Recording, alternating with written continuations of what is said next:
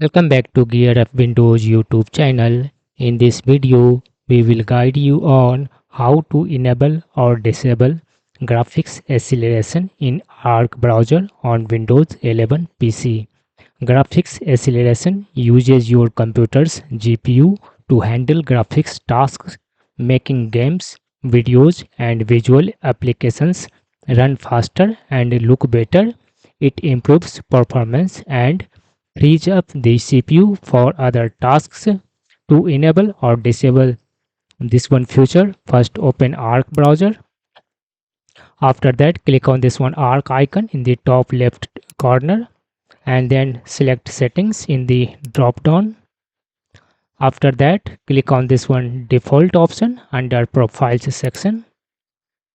Now click on this one arrow button beside advanced search settings. Under Arc settings, navigate to this one system option in the left sidebar. On the right, you will find use graphics acceleration when available.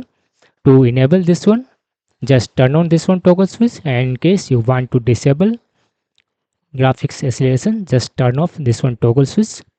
That's all about this video. If you are new to our channel Gear Up Windows, kindly subscribe it, and if you love this video, press thumbs up. Bye bye.